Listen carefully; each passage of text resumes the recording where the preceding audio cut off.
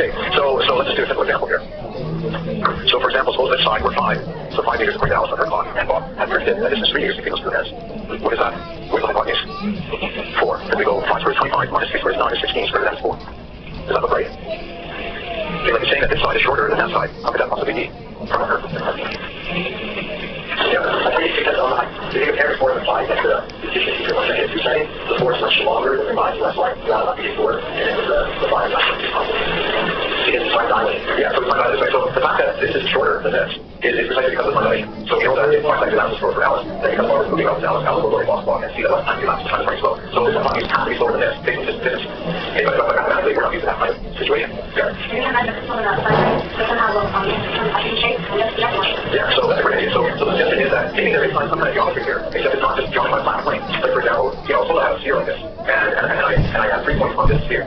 When I connect these 3 points, I'd like to connect them with straight lines. Over the sphere, so from the outside, I can't really connect straight lines. I have a curve, the curve from the sphere. Right, so straight line might be the shortest distance. What's the shortest distance between 2 points on the Earth, on the broad globe? You got it. Right, so that's the path of the plane case. Okay, so that path might look something like this. And listen to you guys on the equator. Here's the equator. The equator is an example of a series of such an equator. And so the triangle lines look like that. Okay, so if I draw a triangle on those curves, that's what I'm class with this. Some of the interior angles look like 180. What does some of the interior angles look like here? This is like bigger than 180. Right, so yeah, that's pretty obvious. Let's make the top one is North Pole and this one on the equator. And these are just lines of longitude. This is on the equator. What's this angle? What's this one? We've already got 180 here. What's this? Okay, so if you draw a triangle on a curved surface, you'll find that, yeah, there is a geometry, it's still a geometrical thing, but it's not the usual laws of geometry. Okay? In this case, some of the angles are bigger than 180. So this is a similar sort of thing going on. We have a triangle. There is a geometry. Okay? We have some kind of relation like this, which looks like Pythagoras, but it's not quite the same as Pythagoras. It's not Euclidean geometry. It's a different kind of geometry. So it turns out that this kind of geometry is still flat, but in a weird sort of way. Okay? So this kind of geometry is called Minkowskian geometry. So we have c squared equals a squared plus b squared. That would be Euclidean geometry. But we have, so this is in a two-dimensional space. In a two-dimensional space-time, one space, one time, is c squared is a squared minus b squared. Okay, and just a tiny bit of history here. So Einstein had come up with this sort of physical picture of what's going on. He was the first to properly interpret what this whole time dilation idea.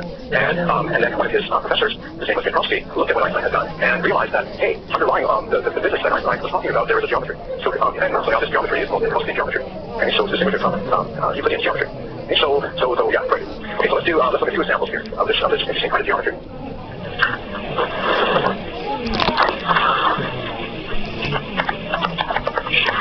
Okay, so first we'll look at Euclidean geometry. So we'll take 2 points called an alpha and beta, given 2 points in space.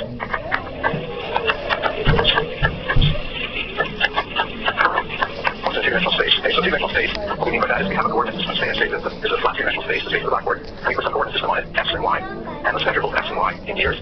And we have 2 points in this space. Say one of them over here, and say one of them over here. Alpha and beta. And so someone's taking a trip, say, from here to here, and suppose that there's many ways to get from alpha to beta. So one way is just to take a straight line path from here to there. Okay, another way is maybe Alice takes this path from here, and maybe Bob takes this path instead. He goes up to here, visits someone over here, and then continues his journey up to this point here. Okay, so let's just put in some numbers as an example. Okay, so suppose that the distance here is 3 meters or kilometers, whatever we want to use. And this is 4. This is 4. So what are these sides? Okay, so we would find these sides by saying, well, this side length is the square root, or you can put the square root of this square plus this square.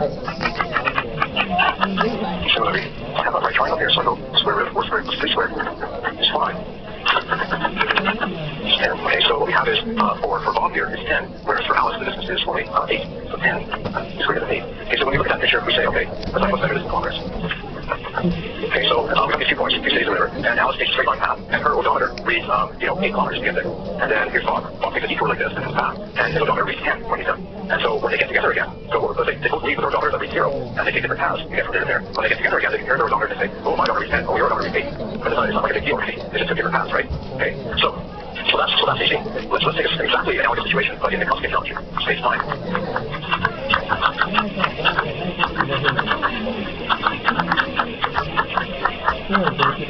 Okay, so now what we do is we have a space axis, and we have a time axis, that's t times t, and it is the space time of Alice. Okay, so now we have a situation like this. Okay, 2 points in this space-time, so this is alpha.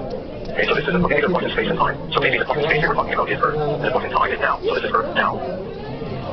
And the point beta, you see it's the same point in space, so it's the same going on down here. So it's beta. Same point in space, but it's later in time, so it's Earth then. Okay, Okay, so we've got two events. The first event is here and now, this event. And if we wait a while, the second event is this event, which is the same place, but later time. Okay, so Earth now, Earth then. Okay, and there are lots of ways to get from Earth now to Earth then. One is to go like this, here's Earth now. And here's Earth then. So what does this do? Nothing, stand there. Okay, so this brings Alice just standing there. She doesn't move in her space, she just moves in time. But now there's another way to get from here now to here then. I go here now, and I run over here, then I run back. I'm still here, but later. Okay, so that's this path. Okay, I run over there, some distance away, and then I run back. Okay, so let's see. We've got two right triangles there, and let's just put the numbers on here. Let's measure both these meters for meters here. Okay, so we say, so this is 5, and this is 5, and this is Alice's path. Between alpha theta, that's lost path, between alpha theta, and suppose that he ran, we just the 3 meters, and then runs back, so that's 3. Okay, so what are the lengths of these sides? Okay, so we use this Minkowski idea. We take the square of this side is the square of this side minus the square of that side. We're going to square root. 25 minus 9 is 16, square that is 4, and this is also 4. Okay, so we see, for Bob, the total time elapsed is 8, whereas for Alice, 5 plus 5 is 10. Okay, so if we compare these situations, first of all, they're identical in the following respect. They're identical in that, basically, Alice, in going from alpha to theta, she is measuring her time. Okay, so rather than using an odometer, so in this picture over here, Alice and Bob have an odometer in their car, and that thing rolls as they're covering distance in space, that odometer rolls away and reads out how much distance is covered in space. Okay, instead of an odometer here, in this picture you have a clock. Okay, so Alice has her watch. Her watch rolls around and measures her distance in space-time. Okay, measures the elapsed time here from there, and that's 10.